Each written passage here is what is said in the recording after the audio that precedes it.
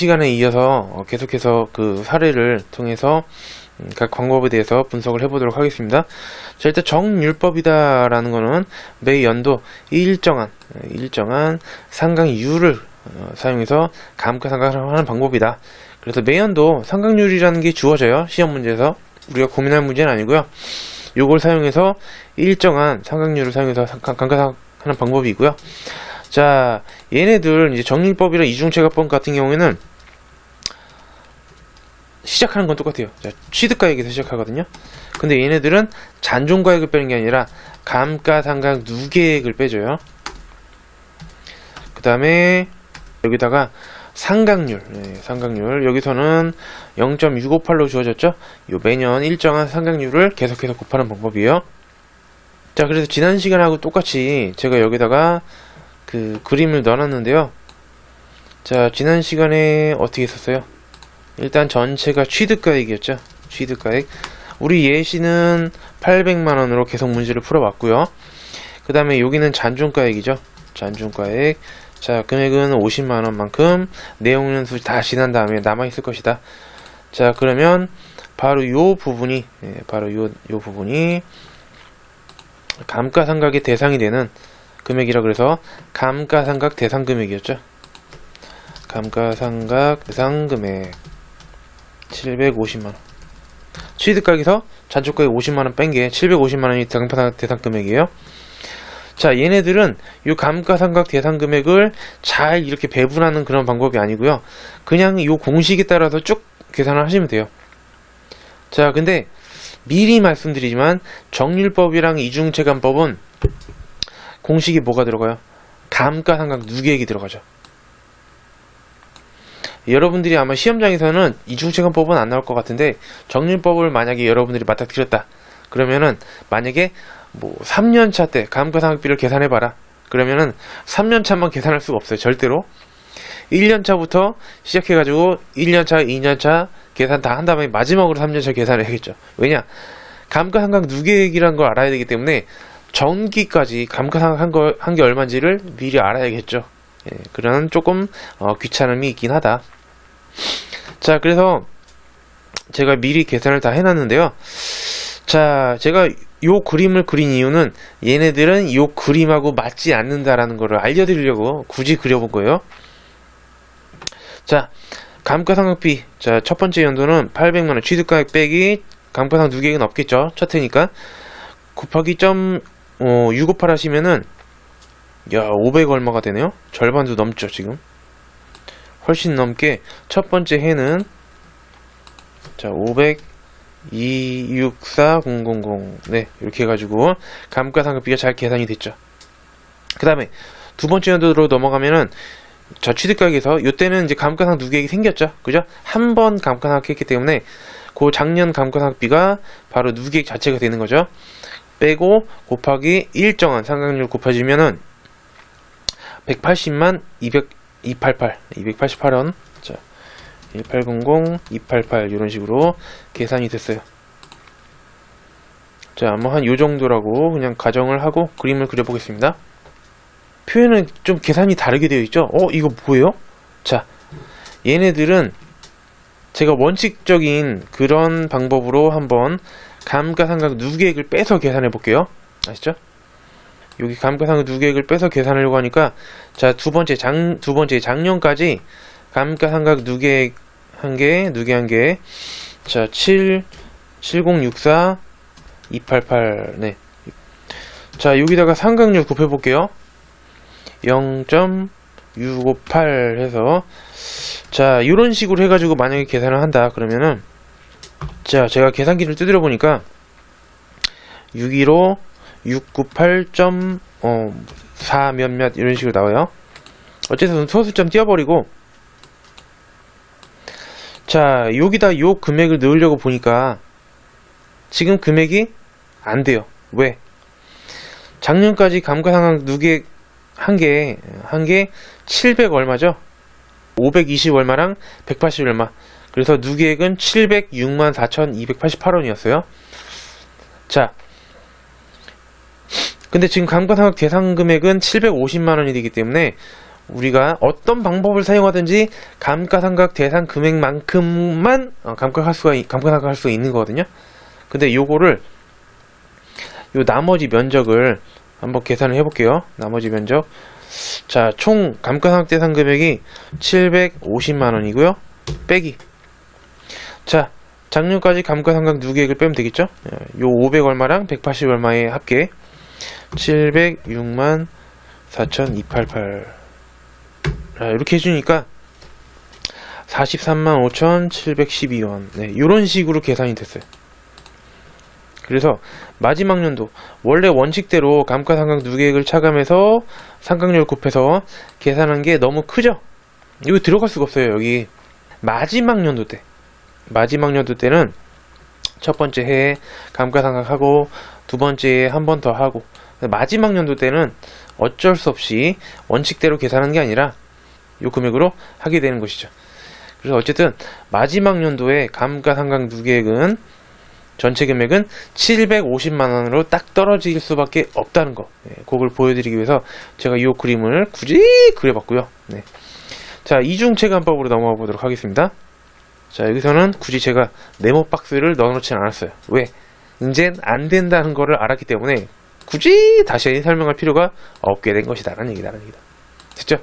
자, 이중체감법도 정률법이랑 똑같아요. 취득가액에서 시작하는 건 맞는데, 자, 잔존가액을 빼는 게 아니라 얘도 감가상각 누계액을 빼는 거죠. 그 다음에 얘는 정률법이 아니기 때문에 상각률을 곱하는 건 아니고요. 자, 이름이 이중체감법이죠. 자, 내용연수 분의 2예요. 2. 네, 자, 이렇게 해서 계산을 하시면 되는 것이다. 자, 역시 얘도 첫 번째 해에는 감가상각 누계액은 없어요. 자, 올해 사온 거기 때문에 없죠. 그 다음에 내용연수는 3년이죠. 3분의 2예요. 3분의 2. 그래서 800만원에다가 그냥 빼는 거 없고 요거 곱해주시면 533만 3천 얼마가 나오죠. 그 자체가 첫 번째 감가상각 누계액이 되는 거고요. 자, 두 번째 계산 시에는 감가상각 누계액이 생겼죠. 한 번 했기 때문에 그걸 빼준 다음에 역시 내용연수 3분의 2를 곱해주면 1777 얼마가 나와요. 그러면 두 번째 해에 감가상각 누계액은 711만 1111원인데 다음 연도에, 자, 전체 감가상각 대상 금액이 750만원이죠. 요만큼까지만 감가상각할 수 있는데 기존에 했던 게 요만큼이다. 그러면은 추가를 할 수 있는 부분은 38만 8,889원이 되는 것이죠. 역시 밑에 각주에 놔뒀듯이 마지막 연도 때는 어쩔 수 없어요. 그죠? 감가상각 누계액이 감가상각 대상 금액인 750만원으로 만들어줘야 되기 때문에 여기서 얼마만큼 더 해야 되냐 계산해보면 38만 8,889원이 될 것이다. 그렇게 계산을 하시면 되겠고요. 자, 조금 시험에서 다루는 내용보다는 좀 더 여러분들이 정확하게 이해를 하실 수 있도록 조금 더 제가 내용을 설명을 드렸습니다. 자, 두 번째 마지막으로 감가상각 기타 이슈에 대해서 설명을 드려볼게요. 자, 감가상각하지 않는 자산, 다음의 자산은 감가상각하지 않는 대표적인 자산이다. 일단 유형 자산에서는 토지를 둘 수가 있어요. 여러분들 땅 자꾸 파면은 땅의 가치가 줄어들죠? 아니, 땅을 파든지 뭐 토지를 사용하든지 간에 어쨌든 얘는 가치가 감소하는 게 아니죠. 땅 그대로 있으니까. 그 다음에 건설 중인 자산을 둘 수가 있어요. 자, 건설 중인 아직 미완성 상태인 건물이나 기계장치 등등등, 얘네들은 아직 완성도 되지 않았기 때문에 아직까지 감가가 되는 과정이 아니라 가치가 오히려 증가하는 과정이 있죠. 그래서 뭐 굳이 그냥 뭐 이해를 위해서 말씀드려보면은 지금은 이렇게 예를 들어 건물을 올리고 있다. 그럼 이렇게 하는 거고요. 완료가 된 다음에 사용하는 시점부터 각 방법에 따라 정액법, 정률법 등등에 따라서 사용이 개시된 시점부터 그때부터 감가상각을 하게 되는 것이죠. 그 다음에 우리 재고자산을 들 수 있어요. 재고자산 같은 거는 뭐 빨리 뭐 만들고 뭐 팔고 빨리 이렇게 해야 되는 거기 때문에 감가상각할 그런 적이 없죠. 마지막 투자부동산, 이 정도까지만 알아두셔도 될 것 같아요. 그리고 투자부동산은 우리 투자자산에서 했었죠. 우리다가 돈이 남기 때문에 그런 여유 자금으로 토지나 건물 등등을 사가지고 시세 차익을 얻기 위해서 보유하고 있는 투자부동산, 걔네들은 시가가 오르고 내리는 게 중요한 거지 뭐 건물이 낡아서 뭐 가치가 감소하고 이런 거는 상관없어요. 그렇기 때문에 별도의 감가상각하지 않는 것이다. 자, 두 번째, 감가상각을 하는 진짜 이유에 대해서 알려드릴게요. 자, 결론적으로 말씀드리자면 우리가 감가상각하는 거는 수익, 비용의 대응 원칙을 지키기 위해서 사실은 감가상각을 하는 것이다. 자, 어떤 자산을 사용함으로 인해 결국 어떻게든지 기업의 수익 창출에 기여하게 되는 것이죠. 대표적으로 매출액, 어쨌든 도움을 준다는 거예요. 자, 공장에서 기계 장치를 사용하든지 촬영 문방구를 뭐 영업활동에 사용하거나 사무실에서 비품, 뭐 컴퓨터라든지 뭐 냉장고 이런 걸 사용하는 게 모두가 어쨌든 기업의 수익 창출에 도움을 주는 것이죠. 직접적이든 간접적이든. 따라서 해당 자산의 취득원가가 있어요. 아까 예시에서는 800만원이었죠. 800만원의 뭔가 자산을 사가지고 그거를 그냥 그대로 놔두는 게 아니에요. 그대로 놔두는 게 아니라 사용기간인 내용연수 동안 조금씩 나누어서 비용으로 인식해야 그런 어떤 매출액, 그런 매출액과 이런 감가상각 비용이 대응되는 것이다. 자, 요거를 좀 더 쉽게 뭐 설명을 드려보자면, 만약에 감가상각하지 않는다면 어떻게 될까요? 감가상각하지 않는다면, 자, 예를 들어서, 자, 저 800만원짜리 사가지고 3년 동안 쓰는 거죠.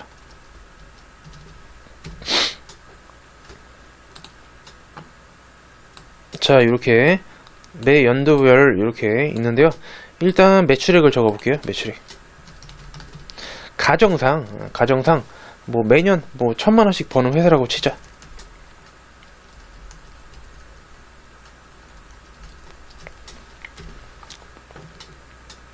자, 그러면 요 자산, 요 800만원짜리 자산을 산 이유는 뭐예요? 요 매출액을 매년 이렇게 발생시키기 위한 거기 때문에, 원래는 요거를 뭐 정액법이라고 치면은 1년에 250만원씩 매년도 비용으로 똑같이 이렇게 밑에서 요 매출액에서 차감을 해줘야 되는 것이죠. 그게 합리적이라는 거죠. 그죠? 근데 만약에 감가상각을 하지 않는다면 어떤 일이 발생해요? 첫 번째 연도에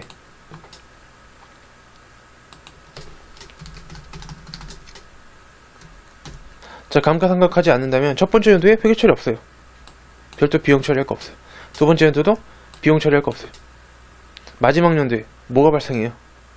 유형자산, 처분, 손실이 겁나게 발생하겠죠. 자, 그래서 요거 감가상각 아무것도 안 하고 있다. 그러고 나서 만약에 판다 치면은, 자, 어떻게 돼요? 자산을 감소시켜주죠. 대변에다가 뭐 이게 기계장치였나요? 기계장치 800만원 쓰고 감가상각 누계액은 없어요. 감가상각 안 한 거니까. 네, 그건 없고 그냥 바로 돈 받는데, 돈 아까 잔존가액 50만원이었죠. 50만원 적어주고 양쪽 비는 곳에 뭘 인식해요? 마지막으로 유형자산, 처분, 손익이죠. 차변이 750만원 겁나게 비죠. 그래서 마지막 연도에 자, 유형자산, 처분, 손실 얼마예요? 750만원. 자, 이렇게 되면 어떻게 돼요? 수익비용 대응도 안 될 뿐더러 마지막 연도의 매출액이 겁나 화를 내겠죠. 야, 니네 뭐야? 야, 왜 나만 유형자산 처분 손실이야? 그러면 요번 연도에는 당기순이익이 250이네? 다른 거 없다고 치면은, 그죠? 너네들은 1000만원인데 왜 나만 250이야? 이렇게 화가 날 수 있겠죠. 그렇기 때문에 이렇게 하지 않고요.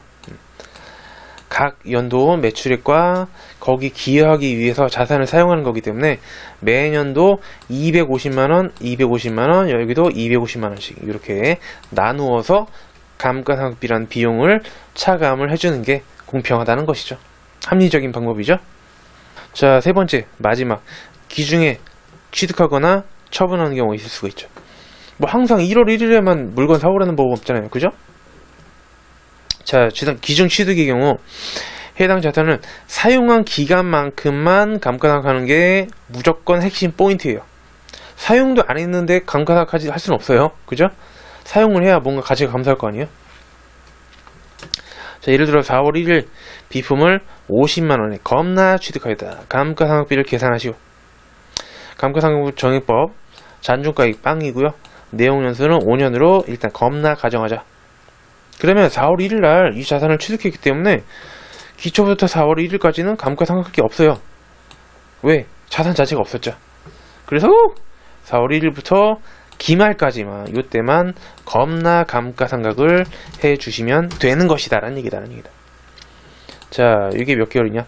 4월부터 12월까지니까 총 9개월이에요. 9개월. 더럽게 어렵네요. 야, 자, 그래가지고 정액법으로 이제 한다 그랬죠? 정액법 공식에 따라서 자, 취득가액 50만원에서 잔존가액이 빵이니까 그거 빼주고 그 다음에 나누기 내용연수 5년으로 계산을 해주시면 되겠죠? 그럼 끝나죠? 아니? 자, 총 요번 연도 총 12개월인데 그 중에서 9개월 동안만 이 자산을 사용했기 때문에 반드시 곱하기 12분의 9를 해주셔야 되는 것이죠. 자, 그래서 요번 연도 감가상각비 10만원이 아니에요. 여러분들 10만원이 아니라 자, 12분의 9를 해가지고 7만 5천원이 바로 이번 연도의 감가상각비가 겁나 되는 것이다 라는 얘기다. 됐죠? 그 다음에 두 번째는 이건 그렇게 중요하진 않은 건데요. 자, 만약에 사용하다 기중에 처분했다. 자, 기중에 감가상각 자산을 처분하는 경우에는 처분일까지, 기초부터 처분일까지 해당 자산을 먼저 감가상각하고 그 후에 처분 분계를 하는 것이에요. 원래는 원칙적으로는 그렇다. 근데 시험에서는 너무 복잡하게 되므로 이렇게 출제되진 않아요. 요거를 이제 전문 용어로다가 선상각 후처분 이렇게 해가지고 하는데요. 자, 만약에 이게 처분이었다. 그러면 1월 1일부터 3월까지는 잘 썼죠. 3개월 동안 썼기 때문에 여기에 대한 감가상각을 원래는 먼저 하게 돼 있어요. 12분의 3 해가지고 감가상각 분기를 먼저 한 다음에 그 다음에 처분 분기를 하게 돼 있는데 우리 시험에서는 상관이 없지만 여러분들 나중에 실무하실 때 요거를 기억해 두시면 되겠습니다. 자, 이제 계산 문제들을 좀 넣어놨는데요. 객관식. 자, 1번 문제 정액법이라고 되어 있네요. 2010년 기말 결산 시 유형자산에 대한 감가상각을 하려고 한다. 회사는 컴퓨터 세대를 2010년 7월 1일날 구입하여 사용을 겁나 개시하였다. 그러면 1월부터 6월까지는 있어요, 없어요? 없죠. 그러면 요거는 7월부터 12월까지인 총 6개월만 겁나 감가상각을 해야겠다. 자, 추정가 250, 내용연수 5년이고요. 잔존가액이 빵이며 정액법으로 겁나 상각한다. 2020년도에 감가상각비로 올바른 금액은 뭐 후딱 풀어보죠. 자, 요거 250만원 빼기 잔존가액 빵, 그 다음에 나누기 내용연수 5년. 근데 지금 중간에 취득했기 때문에 1월부터 6월까지는 쓰지 않았어요. 그래서 사용한 6개월만큼만 하기 때문에 12분의 6을 곱해주시면 자, 정답은 2번으로 겁나 계산을 하실 수가 있겠다는 얘기다. 되죠? 자, 두 번째 정률법. 자, 1기 회계년도 1월부터 12월 30일 1월 1일에 기초에 다행이죠. 내용에서 5년 잔존가치 빵원 기계를 850만원에 겁나 매입하고 설치장소 준비하는데 50만원 지출했다. 자, 우리 취득가액은 취득 부대비용을 항상 포함한 금액이죠. 그래서 취득가액은 900만원이 되겠네요. 자, 900만원이 취득가액이 되겠고요. 원가만 됐고 정률법으로 감가상각한다. 2기 회계연도에 계상될 감가상각비로 맞는 것은 무엇이냐라는 얘기다. 자, 이렇게 나오면은 우리는 2기만 계산을 할 수가 절대로 없다라는 얘기다. 그죠? 왜? 정률법이랑 이중채권법의 경우에는 감가상각 누계액이 공식이 들어가기 때문에 특정 연도를 툭 튀어나와서 걔만 계산할 수가 없어요. 1차 연도부터 계속해야 돼요. 아시죠? 자, 900만원에서 첫 해에는 없죠. 자, 첫 해는 감가상각 저기가 없고 자, 0.45만 곱해주시면 되겠다. 405만원이네요. 자, 그 다음에 자, 2기 자, 900만원 취득가액에서 얘는 작년에 감가상각 한번 했기 때문에 누계액 자체가 405만원이 나오겠죠. 자, 여기다가 항상 일정한 상각률 0.45를 겁나 곱해주면 되겠다. 자, 900만원 빼기 405만원 곱하기 2.45 하시면은 227만 5천원. 정답은 4번으로 계산이 되겠다. 됐죠? 좀 귀찮아요, 정리법은. 자, 다음은 3번 문제. 자, 연수합계법이라고 되어 있는데요. 자, 다음 자료를 이용하여 유형자산에 대한 감가상각을 실시하는 경우 연수합계법에 의한 3000년도 말 현재 장부금액 혹은 장부가액으로 맞는 것은, 자, 장부가액은 뭐예요? 뺄 거 뺀 거죠. 그래서 유형자산의 취득가액에서 지금까지 상각한 감가상각 누계액을 뺀 게 바로 장부가액이 되는 것이죠. 자, 기계장치 취득원가는 5천만원이 다행히도 1월 1일날 취득을 했죠. 내용연수는 5년이고요. 그 다음에 잔주가치는 취득원가의 10%니까 요거는 500만원이 되겠네요. 자, 정리법 상각률 필요하죠? 아니, 갭을 쓰잘데기 없는 정보가 되겠다는 얘기다. 자, 3000년도 말 현재 장부금액. 자, 1차년도 감가상각비를 계산을 해볼까요? 자, 5천만원 빼기 500만원. 자, 얘는 잔존가액 빼주는 거 맞죠? 그 다음에 곱하기 뭐분의 뭐예요? 연수 합계 분의 연수의 역순으로 써주면 되겠죠? 그래서 지금 내용연수 5년이기 때문에, 자, 1 더하기 2 더하기 3 더하기 4, 이거 상식적으로 15 아니에요? 그죠? 그래서 15분의 역수기 때문에 첫 번째 해는 제일 큰 5를 적는 것이죠. 됐죠? 그다음 그냥 싹 적고 시작할까요, 그냥? 자, 2차년도 어떻게 가요? 자, 똑같아. 자, 똑같은데 곱해주는 게 다르죠. 감가상각 대상 금액을 일단 써주는 건 같은데 요번에는 15분의 4가 되겠죠. 네. 자, 5 다음에 4를 적어주고요. 그 다음에 마지막 3000년도까지 겁나 계산을 해보면 3000년도도 마찬가지예요. 얘는 감가상각 대상 금액을 일단 계산을 해주신 다음에 그 다음에 내용연수 합계분의 역순이니까 요번에는 15분의 3을 해주시면 되겠다. 됐죠? 그래서 각각 풀어보면 돼요. 자, 계산기만 두드리면 되는 거죠. 자, 1500만원 나오죠? 자, 그 다음 연도는 1200만원 나오고요. 자, 마지막 연도 900만원으로 겁나 계산이 되겠다는 얘기다. 자, 그래서 3000년도까지 한 다음에 감가상각 누계 계산하면 되죠. 자, 다 더해요. 자, 3600만원이 나오네요. 자, 그러면 우리 장부가액은 얼마예요? 자, 취득원가 즉 5천만원에서 지금까지 감가상각한 감가상각 누계액 3600만원을 빼주면 1400만원이죠. 정답은 3번으로 하시면 되겠다는 얘기다. 됐죠? 자, 됐고, 자, 4번 문제 보도록 하겠습니다. 자, 다음 자료를 이용하여 유형자산에 대한 감가상각을 실시하는 경우에 정액법, 정률법 및 연수합계법 각각에 의한 2000년도 말까지만 감가상각 누계액의 크기와 관련하여 가장 맞게 표시한 것은. 자, 일단 요거는 사실 이 순서가 있어요. 순서가 있긴 있는데 저는 그냥 정석으로 한번 무식하게 한번 풀어보도록 하겠습니다. 자, 일단 정액법 한번 볼까요? 정액법. 자, 정액법은 자, 200만원을 취득했고요. 내용연수 5년이고 그 다음에 잔존가액이 있네요. 잔존가액이 20만원이네요. 자, 그러면 취득원가 200만원에서 잔존가액 20만원 빼주고 내용연수 5년으로 한 거를 2번 하시면 되겠네요. 자, 그러면 정액법의 경우에는 72만원으로 겁나 계산되겠죠. 자, 그 다음 정률법. 자, 정률법은 2차년도 계산하려면 1차년도부터 해야 돼요. 그래서 취득가액 200만원에서 1차년도 때는 빵이죠. 감가상각이 없고요. 그 다음에 곱하기 0.4를 하시면 돼요. 자, 80만원 더하기 두 번째 연도에는 이제 80만원이 생겼죠. 그래서 200만원에서 걔를 빼줘요. 곱하기 0.4를 해주시면 48만원. 자, 그 다음에 연수합계법이다.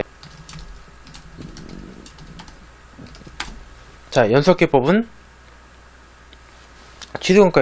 취득가액에서 빼기 잔존가치를 빼죠. 감가상각 대상금액이 나오죠. 거기다가 내용연수 합계를 분모를 하고 내용연수 역순을 분자로 해가지고 그렇게 계산을 하는 건데요. 일단 취득원가 200만원이고요. 잔존가치 20만원이니까 180만원을 감가상각 대상금액으로 해가지고 첫 번째에는 내용연수 총 5년이니까 15분의 5가 되겠죠. 자, 첫 번째 연도에는 60만원으로 계산이 되네요. 자, 두 번째 연도는 48만원으로 이렇게 계산이 되겠습니다. 자, 그러면 정률법은 얼마예요? 자, 128만원이 되겠고요. 그 다음에 연수합계법은 108만원이죠. 자, 큰 거부터 보시면 정률법이 제일 크고요. 128만원. 그 다음에 연수합계법 108만원. 그 다음에 정액법 72만원 이런 식으로 계산이 되겠네요. 그래서 정률, 연수, 정액. 정답은 4번이 되겠네요. 자, 일단 이렇게 한번 풀어봤고요. 자, 이 문제 같은 경우에는 2000년도, 그래서 초반이죠. 초반. 네, 초반이라면은 감가상각하는 달리기 속도로 표현하면 정률법이 제일 빨라요. 네, 그냥 이렇게 외워두셔도 상관은 없는데 글쎄요. 자, 그 다음에는 연수합계법. 정액법이 가장 느리다는 거. 네, 2000년도이기 때문에 아직 절반이 안 됐죠. 네, 그렇게 기억하셔도 되기는 되겠습니다. 네. 자, 다음은 5번 감가상각 개념. 다음은 유형자산의 감가상각과 관련된 설명에서 가장 옳지 않은 것. 정액법은 자산의 내용연수 동안 일정액의 감가상각액을 인식하는 법. 맞죠? 정액, 일정한 금액. 자, 주목적인 취득원가의 배분에 있다. 맞죠? 취득원가를 쪼개가지고 매년 감가상각비로 이렇게 비용처리를 해줘야 매출액과 그 비용인 감가상각비, 즉 수익비용이 대응된다는 것이죠. 감가상각비는 손익계산서의 단기 비용인 판매비와 관리비로만 회계 처리된다. 자, 요거는 틀렸어요. 왜냐면은 요거는 좀 원가회계를 공부하시면은 좀 이해가 된 부분인데요. 사실 예를 들어 어떤 자산이 공장 기계다. 그래서 공장에서 뭔가를 만들죠. 제품을 만들죠. 그럴 때 그 계산된 감가상각비는 해당 제품의 원가가 돼요. 그래서 원가는 500번대 코드로 이제 우리가 그 프로그램에서 하는데 판매비 관리비로만 되는 건 이제 판관비는 참고로 800번대예요. 그래서 꼭 800번대로만 회계 처리하는 거는 아니다. 3번이 맞네요. 3번이 맞고. 자, 감가상각 방법은 해당 자산으로부터 예상되는 미래 경제적 효익의 소멸 형태에 따라 선택한다. 자, 어떤 거는 가치가 빨리 감소하는 자산이 있겠죠. 그런 거는 달리기 빠른 정률법, 뭐 연수합계법 이런 걸 사용하면 되고, 그 다음에 소멸 형태가 그냥 일정하게 주로 건물 같은 건 그렇게 정액법을 하거든요. 건물은 갑자기 막 가치가 확 줄어든 게 아니라 매년 거의 일정하다고 볼 수 있죠. 그런 건 정액법. 그런 식으로 하는 거예요. 근데 소멸 형태가 변하지 않는 한 매액이 계속 적용하는 것이 원칙이다. 네, 맞는 내용이에요. 자, 6번 단기에 취득한 유형자산의 감가상각을 정률법이 아닌 정액법으로 회계 처리한 경우 단기 재무상태표에 상대적으로 미치는 영향으로 겁나 올바른 것은 무엇이냐라는 얘기다라는 얘기다. 자, 오래 취득했죠. 초반에 달리기 빠른 애는 누구라고요? 정률법이 더 빨라요. 정률법이 더 크죠. 그래서 그냥 숫자를 넣어볼게요. 자, 정률법을 계산해 봤더니 예를 들어 감가상각비 100만원이 나왔다. 감가상각비 100만원, 감가상각 누계액 100만원. 정액법으로 했더니 그냥 쉽게 말해서 50만원 나왔더라. 달리기가 느리죠.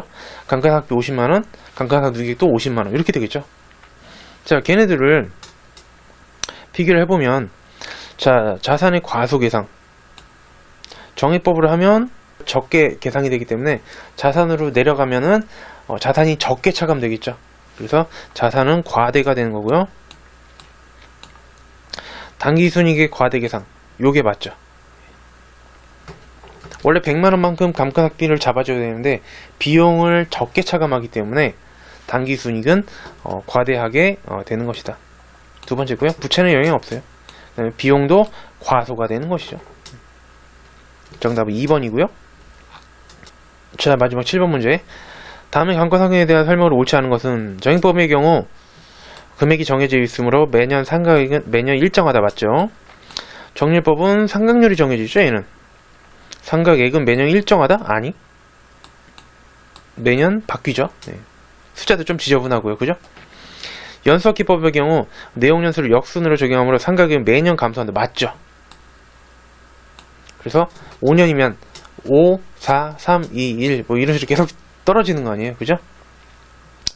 그 다음에 이중채권법의 경우 매년 미상각 잔액에 대하여, 미상각 잔액이라는 거는 아직 상각하지 않은 거예요. 그래서 취득가액에서 지금까지 상각한 거. 자, 예를 들어 취득가액이 80만원이다. 근데 지금까지 상각한 게 예를 들어 20만원이에요.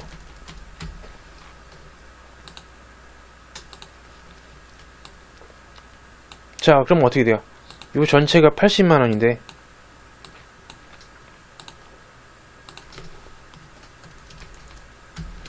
자, 지금까지 감가상각한 거를 보니까 20만원이더라 이런 얘기죠. 자, 이런 식으로 감가상각한 게 20만원이에요. 그럼 아직 상각하지 않은 건 뭐예요? 얼마예요? 60만원이죠. 자, 그래서 이 공식을 그대로 얘기한 거예요. 정률법이랑 이중채권법은 취득가액에서 감가상각 누계액을 빼죠. 이 자체가 미상각 잔액이에요. 거기에 대해서 상각률을 적용하므로 상각액은 매년 겁나 감소하게 되어 있다. 왜? 감가상각 누계액이 매년 늘어나죠. 얘가 증가해서 더 많이 빠지기 때문에 상각액은 매년 감소할 수밖에 없는 것이다. 네, 이렇게 해서 정답은 2번으로 체크를 하시면 되겠습니다. 자, 이번 시간까지 해가지고 유형자산 굉장히 좀 중요한 부분이고, 또 감가상각 같은 경우에는 여러분들 한번 확실히 이해하면은 다음부터는 잊어버리지 않기 때문에 최대한 암기가 아닌 이해하는 방법으로 설명을 드려봤고요. 자, 여러분들께 오늘 내용도 많은 도움이 되었기를 진심으로 기원하면서 마무리 짓도록 하겠습니다. 친구들 안녕.